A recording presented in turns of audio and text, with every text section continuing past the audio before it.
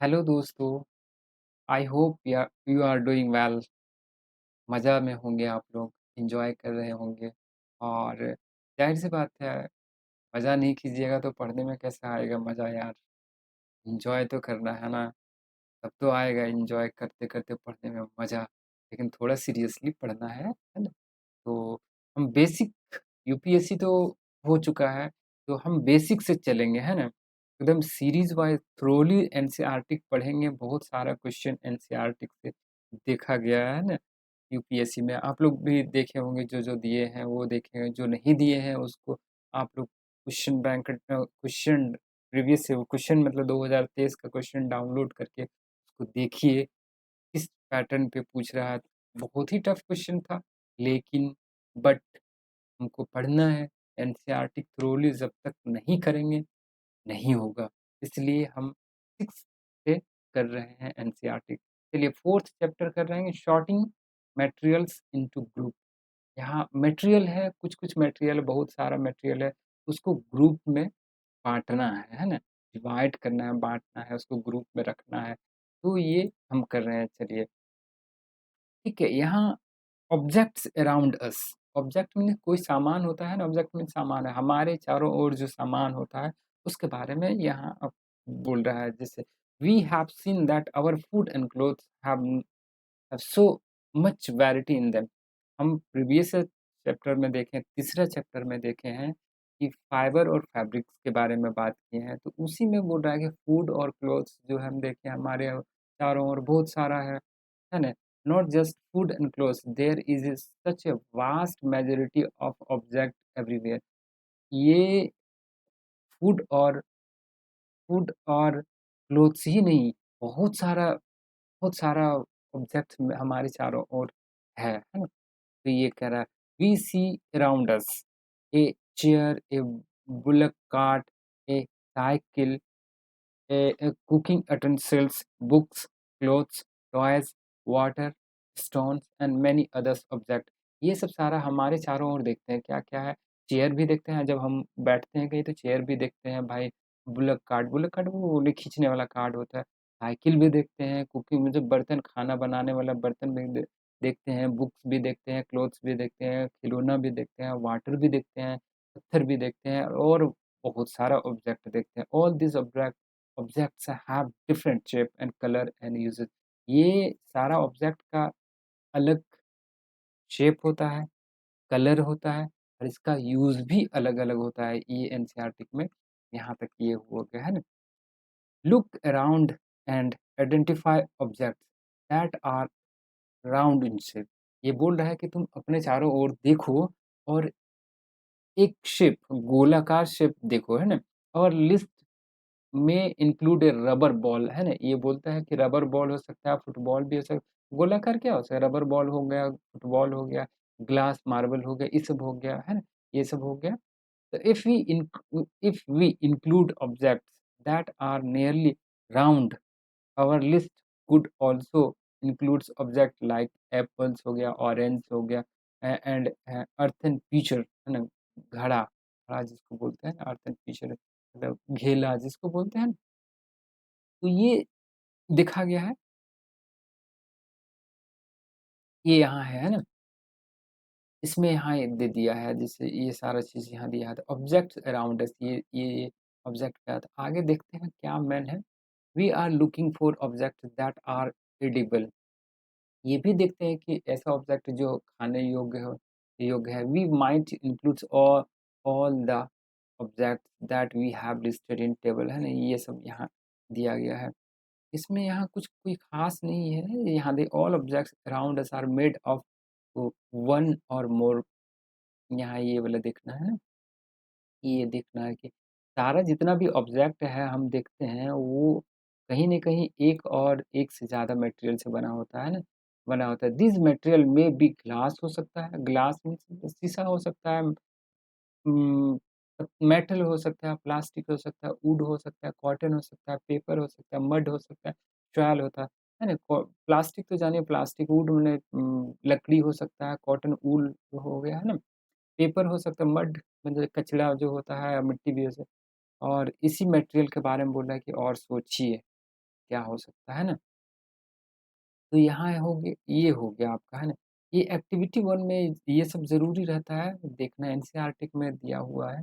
Late us collect as many object as possible from around अस।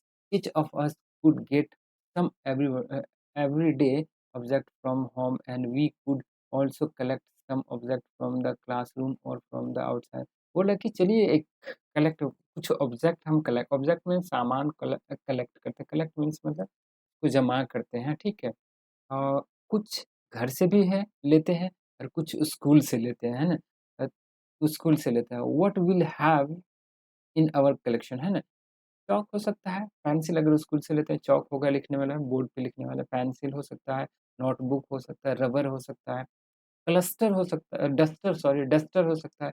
ये अगर घर से लेते हैं, हमर हो सकता है, हमर वो मान नेल हो सकता है जो कीला जिसको बोलते हैं, शॉप हो सकता है, साबुन होता है, स्पोक ऑफ व्हील हो सकता है, बैट हो सकता है। तो ये सब होगा, है ना? मैच बॉक्स हो सकता है, सॉल्ट हो सकता है, पोटैटो हो सकता है, इतना हो गया, ये सब अगर हम लेते हैं, ये सब कलेक्शन जमा करते हैं, ये बोल रहा है ना? तो we can also list objects that we can think of but can not bring to a class, है ना? वो भी सब्जेक्ट आप लीजिए, वो भी ऑब्जेक्ट आप लीजिए जो सोच सक सोच सकते हैं, लेकिन उसको क्लास में नहीं लाना है। For example wall, tree, doors, tractor, road, है ना? इसके बारे में भी आप सोचिए, ठीक है? ये ऑब्जेक्ट इतना है। Separate all objects from this collection that are made from the paper or wood, है ना? This way we have divided all objects into two groups, है ना? One group has the objects that are made from paper or wood, while the other groups has the object that are not made of this material, है ना? बोले कि 2 group में हम objects को बाँट रहे हैं, है ना? एक तो ये है कि पेपर और वुड हो गया, दूसरा हो गया दूसरा मेटल का बना होगा भाई या दूसरा चीज़ का बना होगा, तो वो बोल रहा है ना? Similarly we could separate the things that are used for preparing food. वो भी सब्जेक्ट ऑब्जेक्ट को आप अलग कर लीजिए जिससे हम खाना बनाते हैं, ठीक है? देखते हैं आगे क्या कहना चाह रहा है, इतना सारा चीज़ दिया हुआ है। ये कलेक्शन कर लिया, सारा चीज़ कलेक्शन यहाँ तक है फ्रेंड। तो ये हो गया। अब यहाँ देखिए प्लेट, है ना? थाली हो गया, material they are made of thali. Plate किससे बना होता है? स्टील से हो सकता है, ग्लास का होता है, plastic of pen, plastic metal ये हो गया, है ना? फिर यहाँ दिया हुआ ये वुड हो गया, चेयर इस ऑब्जेक्ट मेड दिस मटेरियल ये सबसे बना होता है ना? ये दिया हुआ बुक्स हो गया, नोट्स हो गए, ये सब बना होता है, ठीक है? लेकिन आगे देखते हैं कहने का क्या इसका मतलब है? तो कहने का हाँ, ये यहाँ प्रॉपर्टी ऑफ मटेरियल्स ये मेन इम्पोर्टेंट इतना आप मतलब दिया है, घुमाया है कि ये सब आप कलेक्ट कीजिए, है ना? और लेकिन आगे देखते हैं यहाँ प्रॉपर्टी क्या होता है? Have you ever wondered why tumbler is not made with a piece of cloth? Tumbler जो हुआ है, वो क्लॉथ से नहीं बन recall our experiment with piece of cloth in chapter ये बोल रहा है, इसमें चैप्टर 3 में कोई एक्सपेरिमेंट करवाया था, वो बोल रहा है। There would be not easily if we make ये दिया है अगर ज़ाहिर-सी बात है इसमें दिया है प्लास्टिक का अगर अगर टबलर बना दिया क्लॉथ से, तो पानी डालिएगा तो वो नीचे ही चल जाएगा चल जाएगा तो ये है ना? वी सी दैट ये आगे है इसमें नहीं है, इसमें उतना अच्छा नहीं है। देखते हैं अपीयरेंस मटेरियल का कैसा होता है? Usually look material from each other वु वुड लुक है ना? ये वही दिया है, इतना कोई ख़ास नहीं है। अ, आगे देखते हैं, आगे इसमें क्या है? तो नहीं उतना बढ़िया नहीं है। चलिए आगे देखते हैं, आगे देखते हैं यहाँ material that have such luster are usually metal है iron, copper, aluminum and gold are of metal. Some metals often lose their shine and appears dull because of the action of air है ना? यहाँ ये आपको ध्यान में रखना है dull appears because the moisture of them है ना? मतलब अगर मॉइस्चर लग गया तो वो उसका डल डल टाइप का हो ना अच्छा नहीं दिखने लगता है तो air moisture action of air and moisture on them है ना ये अगर एयर का मॉइस्चर मतलब जब नमी लग गया अगर लोहा में नमी लग गया तो शाइनिंग कर रहा है तो जाहिर सी बात है भद्दा दिखने लगेगा कुछ दिन के बाद तो वही बोल रहा है सिंपल लैंग्वेज में हम यही कह सकते हैं ना we therefore notice the luster only on their freshly cut surface है ना when you visit on an iron smith or workshop, look out to freshly cut surface of metal rod। मतलब इसमें कहता है अगर काटेंगे हम काटा हुआ जैसे इंस्टेंटली जैसे लैब में जाइए या आयरन स्मिथ वहाँ काटता लोहा है तो वो चमकता ही है। तो वही बोल रहा हार्डनेस जिसको कहते हैं ना आ गया हार्डनेस पे। When you press different material with your hands, some of them may be hard to compress while other may can be easily compressed। तो बोलता है कि अगर हम कुछ ऑब्जेक्ट को हम दबाते हैं, प्रेस प्रेस करते हैं, तो वो कुछ को दबाने में बहुत ही हार्ड लगेगा, कुछ है कि आसानी से दब जाए। Take a metal key and try to scratch with it. Metal key तो अगर लेते हैं उसको स्क्रैच और a piece of stone, a nail, candle और chalk, any other material or object. You can easily scratch some of materials, while some cannot be scratched so easily. Material which can be pressed or scratched easily are called soft material।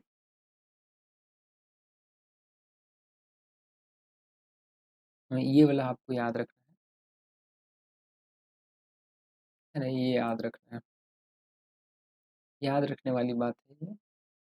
और material जो आसानी से दब जाए soft होता है, जो वो सिंपल में है कोई खास नहीं है तब, लेकिन बेसिक चीज़ जो जानना है जो न्यू कमर्स है उसके लिए ज़रूरी है ना? सॉफ्ट मेटल और हार्ड मेटल। हाँ, जैसे एग्ज़ाम्पल कॉटन और spongy is soft while iron is hard. ठीक है?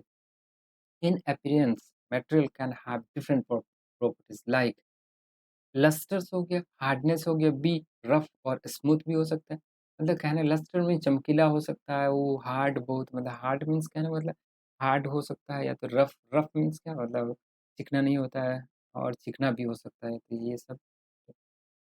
अब आगे सॉल्युबल एंड इनसॉल्युबल, ये याद रखिएगा, है ना? मटेरियल का प्रॉपर्टी यही है, प्रॉपर्टी ये याद रखना है, अपीयरेंस मतलब ये प्रॉपर्टी है, डिफरेंट डिफरेंट प्रॉपर्टी ये याद रखिएगा कि अगर पूछता है कोई मटेरियल का क्या प्रॉपर्टी है तो सॉल्युबल और इनसॉल्युबल।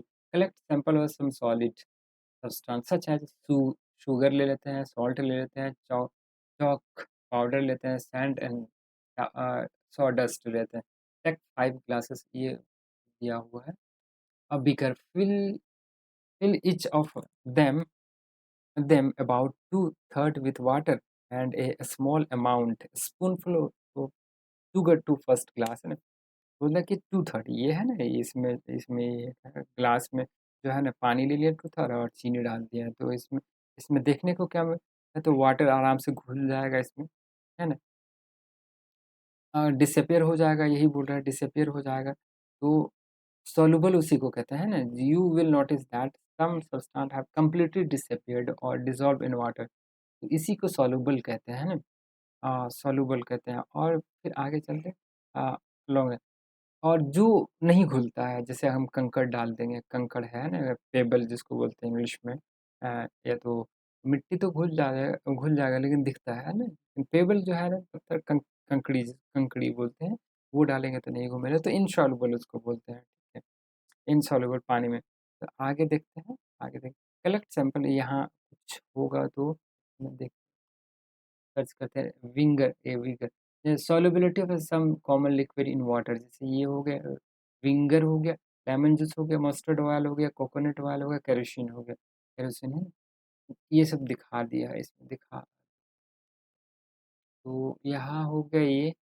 अब देखते हैं अ, आगे चलते ऑब्जेक्ट में फ्लोट और सिंक इन वाटर, है ना? कोई कोई ऑब्जेक्ट ऐसा होता है कि मतलब वो तैरने लगता है, कुछ है डब डूब जाता है, तो उसी का एग्जाम्पल देखो, कोई खास नहीं है यहाँ, कोई खास नहीं है, जैसे यहाँ दिखाया गया है ना। टमाटर भी है, मिर्च है, ये पत्ता है, ये सब है, लेकिन चाबी हेवी जो होता है तो वो मतलब तैरने लगता है। ये डिपेंड करता है उसका मतलब डेंसिटी पे, है ना? अगर वाटर ये जैसे वाटर है ना, ये वाटर है, वाटर का डेंसिटी अगर मतलब वो ऑब्जेक्ट से ज़्यादा है तो वो ऑब्जेक्ट तैरने लगेगा।